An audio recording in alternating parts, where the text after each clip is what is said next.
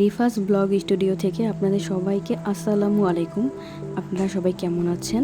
আমি অনেক দিন পর ভিডিওতে ভয়েস দিচ্ছি। আশা করি ভিডিওটি স্কিপ না করে সম্পূর্ণ দেখবেন। এখানে নতুন একটি রেসিপি নিয়ে এসেছি, যা হচ্ছে রুই মাছের কোফতা। তাহলে চলুন কথা না বাড়িয়ে রেসিপিটি শেয়ার করি। এখানে প্রথমে আমি রুই মাছের 5-6টি পিস নিয়েছি। আপনারা চাইলে এখানে অন্য যে কোনো মাছ নিতে পারবেন।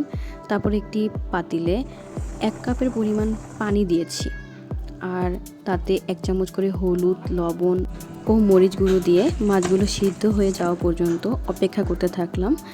আর সিদ্ধ হয়ে গেলে মাছগুলো খুব ভালো করে সময় নিয়ে কাঁটাগুলো বেছে নিতে হবে। আপনারা চাইলে এখানে অন্য যে কোনো মাছ ব্যবহার করতে পারেন, আর যেগুলো কাঁটা কম থাকে এসব মাছ ব্যবহার করা আরও বেশি ভালো, ঝামেলা এড়ানো যায়। যাই হোক, আমার এখানে মাছের কাঁটাগুলো বেছে নেওয়া হয়ে গেছে। এখানে আলু সিদ্ধ, পেঁয়াজ কুচি ও কাঁচা মরিচ নিয়ে নিলাম। আর এখানে 1/2 চা চামচ করে আদা রসুন বাটা, 1/2 চা চামচ করে ধনিয়া জিরার গুঁড়ো ও 1/2 চা চামচ করে এখানে হলুদ মরিচের গুঁড়ো দিয়ে দিলাম। সব কিছু ভালো করে হাত দিয়ে মেখে নিতে হবে। সিদ্ধ আলুগুলো মাছগুলোর সাথে ভেঙে নিলাম। এভাবে সবগুলো উপকরণ ভালো করে মাখিয়ে নিলাম। আর স্বাদ মতো লবণ দিয়ে দিলাম। লবণটা আপনারা বুঝে দিবেন, কারণ যখন মাছ সিদ্ধ করতে দিয়েছিলাম তখন কিন্তু একবার লবণ দিয়েছিলাম। এখন 1 চামচ বেসন দিয়ে দিলাম। আমি এখানে আরও 1 চামচ বেসন দিয়েছিলাম, সেটা আমি ভিডিও করতে পারিনি।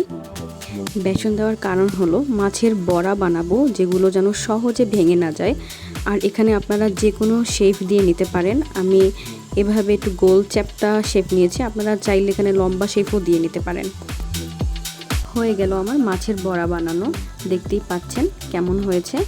আর এগুলো আমি এখন গরম তেলের উপর দিয়ে ভেজে নিব। খুব ভালো করে ভেজে নিতে হবে, 2 পাশই ব্রাউন কালার করে ভেজে নিতে হবে। এক পাশ ভেজে নেওয়ার পর উল্টিয়ে দিলাম। তারপর অপর পাশ ভেজে নেওয়া হয়ে গেলে তুলে নিলাম। এখন একটি ফ্রাই প্যানে আমি 3টি পেঁয়াজ কুচি দিয়ে দিলাম, আর সয়াবিন তেলের সাথে পেঁয়াজগুলো ভালো করে ভেজে নিলাম। আর সাথে 2টি এলাচ আর 2টি দারুচিনি দিলাম। অল্প একটু পানি দিয়ে দিলাম যেন পেঁয়াজগুলো পুড়ে না যায়। আর 1 চামচ করে আদা রসুন বাটা, 1/2 চামচ করে হলুদ মরিচের গুঁড়ো ও জিরা ধনিয়ার গুঁড়ো দিলাম। 1 চামচ টমেটো সস দিয়ে মশলাগুলো ভালো করে কষিয়ে নিলাম। এখন আমি এখানে 1 কাপ পরিমাণ দুধ দিয়েছি। এই সময়টাতে অনবরত নেড়ে চেড়ে নিতে হবে। আর এখানে আমি 1 ফালি লেবুর রস দিয়ে দিলাম, আর 4টি কাঁচা মরিচ দিয়েছি, যেগুলোর মুখগুলো ভেঙে নিয়েছিলাম। তারপর অনেকক্ষণ ভালো করে নেড়ে চেড়ে নেওয়ার পর এখানে প্রায় 2 কাপের পরিমাণ পানি দিয়ে দিয়েছি। পানি ফুটলে এখানে যে ভেজে নেওয়া মাছের বড়াগুলো সেগুলো দিয়ে দিলাম। তারপর অনেকক্ষণ সময় নিয়ে ঢেকে রান্না করলাম। এক পাশ উল্টিয়ে দিলাম, খুব আস্তে আস্তে উল্টিয়ে দিতে হবে যেন ভেঙে না যায়। আবার ঢেকে দিলাম। গ্রেভিটা যখন এরকম শুকিয়ে যাবে, হালকা থাকবে, মানে তেলগুলো যখন উপরে চলে আসবে, তখন আমি চুলাটি বন্ধ করে দিলাম। এই তো হয়ে গেল আমার রুই মাছের কোফতা রান্না।